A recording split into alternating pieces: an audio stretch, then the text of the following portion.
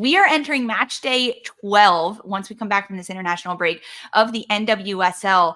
A few teams have a game in hand. They've only played 10 matches. That's Gotham, Racing Louisville, San Diego, and Angel City.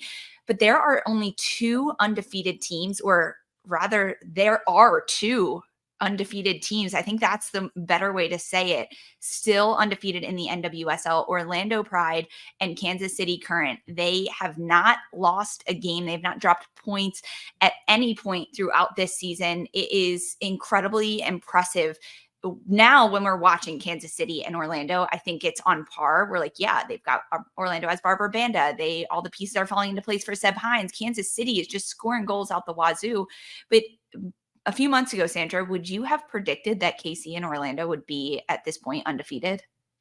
I don't know if I would have said that they were undefeated, but I think they had enough and did enough over the offseason to make us pay attention. I think they had strong off seasons where we were like, okay, these are 2 teams. We're going to have to be forced to pay attention to them and what they're doing. Whether it was KC from top to the roster, bringing in Vlatko Andonovski as head coach and making these tweaks and adjustments and getting international players in, or Orlando obviously making waves with Banda and making a splash in free agency with Angelina. So there was enough there to pique our interest, but I absolutely would not have believed you said they were going to be the 2 undefeated team through 11 weeks. So what is going to be the straw that breaks the camel's back? Which team, Kansas City or Orlando, is going to crack first and break this streak?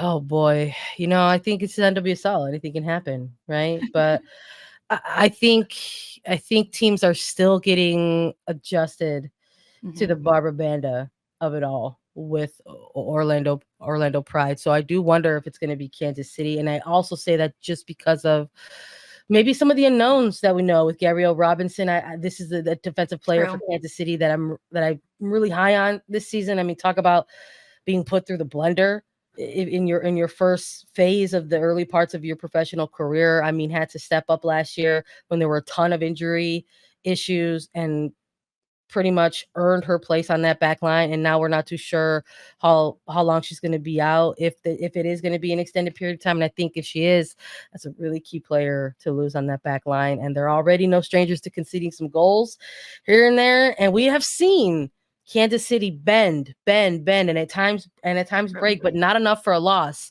So I do wonder if maybe that's coming for them. I feel like Orlando is getting stronger week over week, honestly. And Kansas City is maybe being exposed at times. Well, Kansas City and Orlando, they play each other July 6th. That's match day 16 in the NWSL. I think if there is a team that can slow down Orlando Pride, it would be Washington Spirit. I just think that they have this ability to score goals, and defensively they would have watched enough matches with Barbara Banda to say, hey, we could slow her down. But the kicker is Washington and Orlando, they don't play until late in the season. Yeah. I'm trying to find it right now. I think it's October or something. We're going to get some real playoff previews, I think, for sure, come October. Exactly. So I'm excited about that. That was fun to chat about. But one team that has gotten progressively better, they sit 5th in the standings right now, is New Jersey, New York Gotham FC. They are on a 5-game winning streak. And through the first 9 matches of the season, Gotham only had 1 goal, if any, in their matches. Now, Gotham has gone back-to-back games with 2 goals each. And really, Sandra, the common factor in that is first-year Gotham forward Ella Stevens. She is coming off a brace and a goal in the last 2 matches. Has Gotham found their goal scorer in Stevens, despite having Lynn Williams, Esther, Rose Lavelle? Is Ella Stevens the X factor for Gotham? I hope so. Because, again, like I was just alluding to with Kansas City and Orlando, some of those off-season moves that have forced us to pay attention to teams. I think Ella Stevens was one of those for Gotham. I mean, obviously, they made such big swings and scored home runs, right? Landing their big 4 at this point with Sonnet, Lavelle, Davidson, Dunn. Those are the big names, right? But I think what NWSL has shown us is that the regular season is an absolute grind, and you have to have bench. You have to have bench.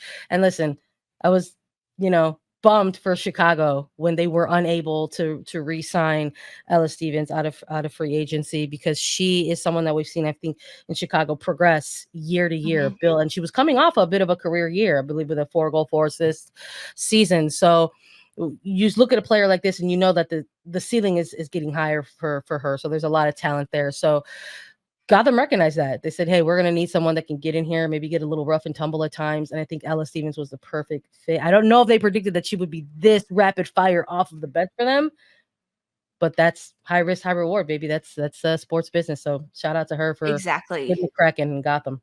And for Ella Stevens, it might have to do a little bit more with the environment and the formation and the style that Gotham is playing that is leading to her, as well as her experience. This is her 4th year in the NWSL. She played in 2021, 2022, and 2023, all with the Red Stars. Her last 2 seasons in Chicago in 22 and 23, she scored 4 goals apiece and had 1 assist each in those seasons. We are through matches 8.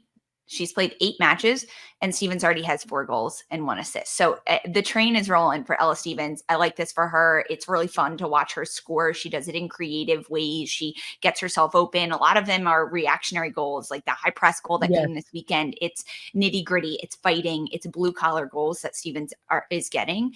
And I like that for her. It's going to be a good run for Gotham if they have that depth, for sure. I love the players who are obviously given a very specific role. Like their coaching staffs have had those conversations with them in the offseason, the preseason, leading into the regular season about here's who you are in the team and this is how we're identifying your role.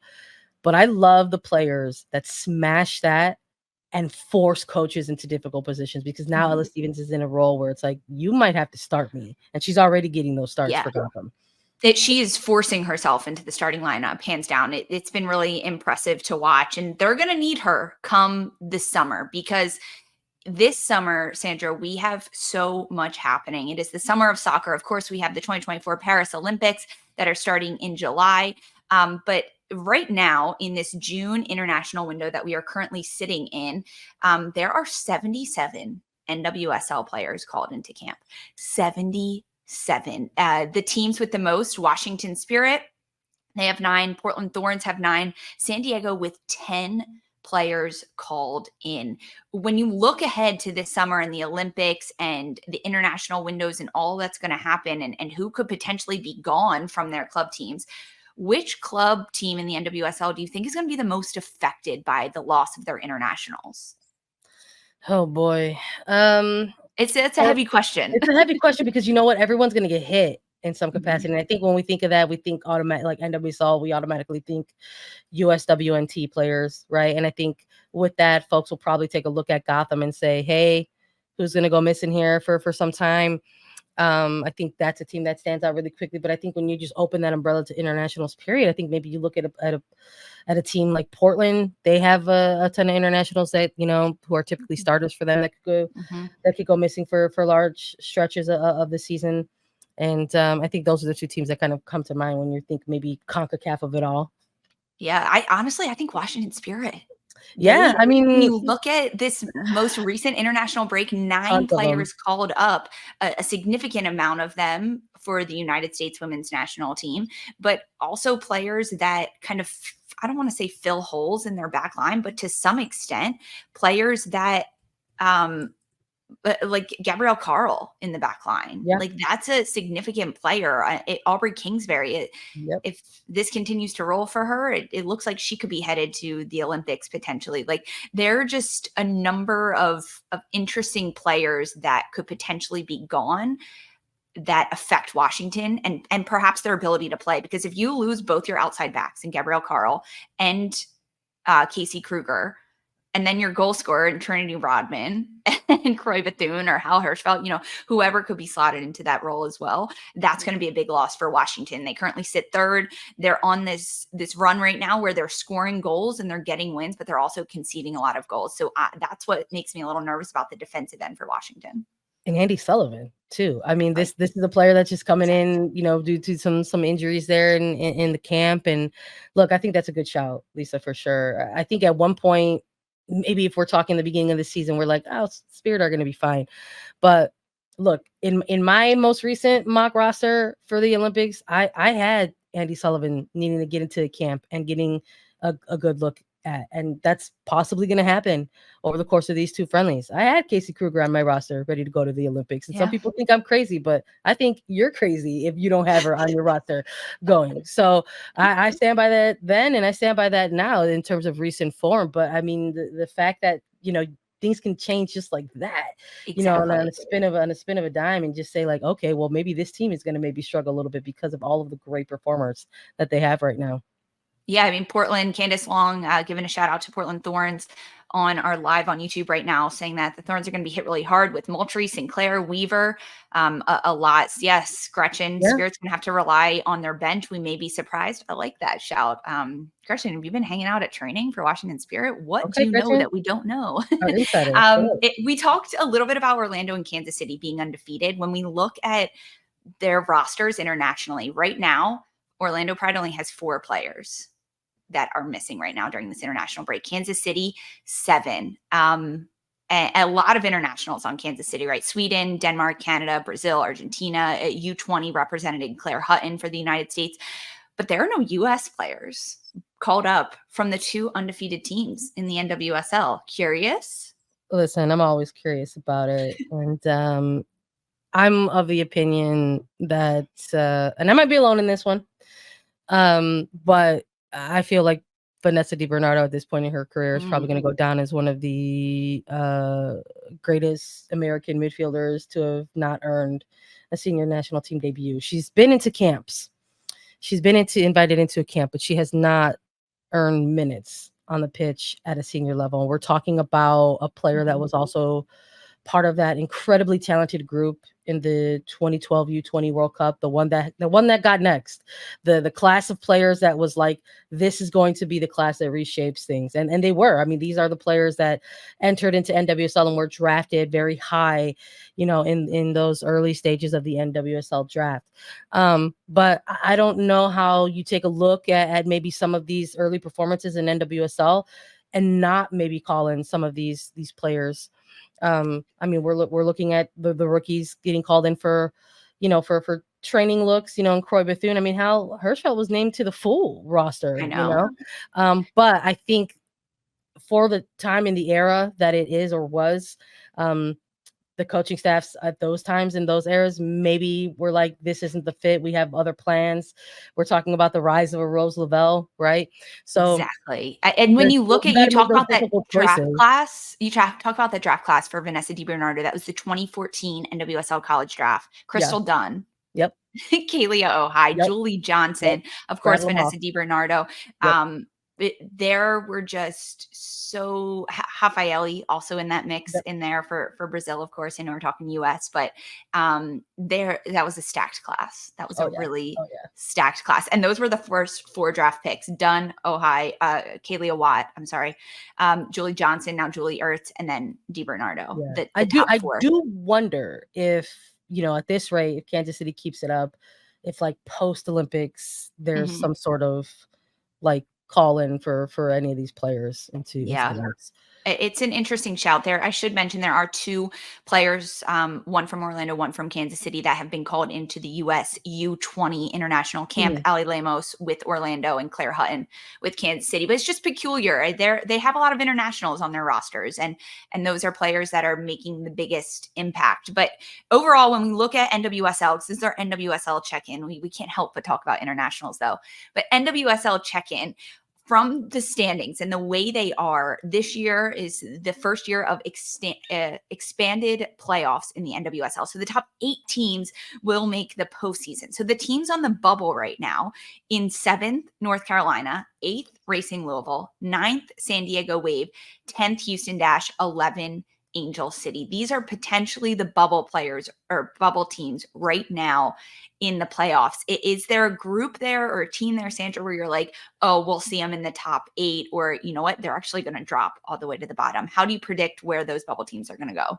Oh man, it's tough right now, because I want to say going into this season, I believed in Angel City and Becky Tweed. But I think we're starting to see really early on, again, when we're talking about the grinds of those long regular seasons, how difficult they are. And Angel City's playoff debut last year was incredibly special because of how they went on this sort of remarkable run, getting Becky Tweed in as an interim at the halfway point. It's interesting what can happen at the halfway point, but it's difficult to run that table. You're talking from week 1 all the way through to the final week. So I do worry if a combination of that long season grind, getting adapted to that, having to make those constant adjustments through varying levels of injury, if there's enough there to sort of Yeah. mirror or mimic what we saw last season. And I don't know. I haven't seen it yet. It just when you think this team is figured it out and getting going, they kind of face another setback, and that is such a grind in general physically. But I can only imagine like the mental grind of that as well. That's a really good shout for Louisville. But on the bright side for them, they only have one international called into camp in this window. It's New Zealand international Millie Clegg. So they're not losing cores of their player. I was representing Angel City, but Louisville's another one. Oh, I'm so sorry. No, you're okay. Yeah. Louisville in that respect, I think, can actually be the one to jump up versus jump down in Angel City. I like that. I was going to say, I think Louisville can climb. I think they can jump. The things that they're putting together and the way that Bev Yanez is slowly growing this group into play the style and the technical brand of football that she wants to play is we're seeing the puzzle pieces being put into place every single week for Louisville. I think Houston, I know this is like a hot take, but the way that Fran Alonso has stuck with his game plan of playing 3 in the back, and he's brought in Tarciane and Paige Nielsen and Natalie Jacobs now playing in the back line, Sophie Schmidt's higher, Ramona Bachman starting to find her footing in the NWSL. I just could see Houston playing spoiler, sneaking into that 8th spot and making it into a postseason. I think they're a good shout for the second half team. I haven't done my power rankings segments in a little while, but I'll bring it here to the live. I think last week I said, it wasn't a good result for them last week, or 2 weeks ago, but we're starting to see some of Fran Alonso's things kind of check off the boxes that he wanted to achieve with this. And then this coming off of this past weekend, getting a 3 spot against North Carolina, it's like, okay, here we're seeing the vision, and it is an incredible welcome for Brazilian defender Tarciane. I think these are the players. I think it's important. You want to implement a system, but I think if you're a head coach or extended part of a coaching staff, that you're like, we got to make sure that we have the right players to fit these things. And maybe we're starting to see that for Houston. Well, the summer will be extremely busy in the NWSL because the NWSL and Liga MX Femenil has announced the first ever Summer Cup. It's called NWSL X Liga MX Femenil Summer Cup, but I'm going to call it Summer Cup for the sake of this being a segment that's already long. It is 14 NWSL clubs and 6 teams with the most points from Mexico. So it'll be Tigres, Club America, Chivas de Guadalajara, Rayadas de Monterrey, Pachuca, and Tijuana. These are the clubs. The tournament is starting on July 19th with the semifinals, a doubleheader on August 6th that will be played at CPKC Stadium. And then the Summer Cup Championship will be Friday, October 25th at Toyota Field in San Antonio, Texas. It's 30 group stage contests followed by a 4-team semifinal. And we are really happy because CBS has it. CBS Sports will be the exclusive English language distributor of all 33 Summer Cup games, with every single match set to stream live on Paramount Plus, plus 11 matches simulcast on CBS Sports Golazo Network and 12 matches on CBS Sports Network, including the semifinals and championship match. But you can also watch these matches and listen to them in Spanish. They will be programming branch of Spanish language network Univision will have them, and they will air the group stage matches, while NWSL Plus will serve as the Spanish language home for the remaining group stage matches in the United States. There will be more details on international distribution for the Summer Cup in the coming weeks, but this is so exciting, Sandra. I mean, I am so thrilled to see NWSL competition stacked up against Liga MX Femenil competition, hands down. I'm 100% here for it. It's something that I've wanted to see for quite some time, but I understand that, these are, technically speaking, 2 very young leagues still. NWSL is celebrating its 12th year. Liga MX Femenil is in its 8th year. And by comparison, for other major professional leagues, it's quite young.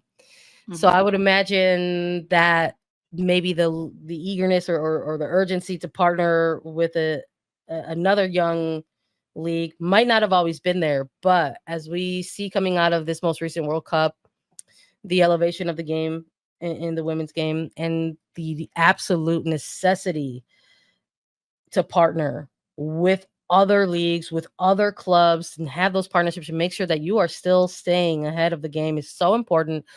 So I love that this tournament is happening this summer. It was teased a little bit, Yeah. Jessica Berman said, hey, there's going to be a break there, a chunk of time. We're going to figure something out to have extended competition for our players during that Olympic stretch who are not going to the Olympics. And I love that this is it. I think the name can use a little bit of work. I'm with you, Lisa. It's long.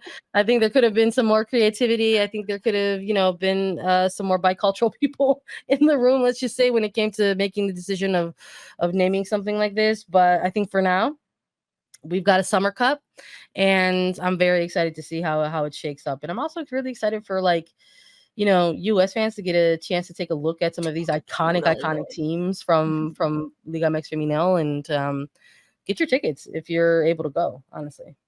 I really love that shout. We just had the final just last weekend in Liga MX Femenil. Campeones. Champions, yeah. And they're going to be exciting. They're going to be here, so you get to see them. Monterrey, they beat Club America in pens 4-3 at the end of the day. It on aggregate, right, in penalties. It was very exciting. I also am excited for American fans to get a taste of what the league is like in Mexico and the culture and why so many players actually choose to go there. It'll be exciting. That all kicks off July 19th. With the group stage games, and then of course the semifinals August 6th, and then the final October 25th. So a bit of a gap there when we have another break. But that's it. Our summer of soccer. There's so much to happen and chat about. I'm glad we got through it. And of course the Olympics. They start July 25th through August 10th. Those are in France. That's it for our NWSL roundup.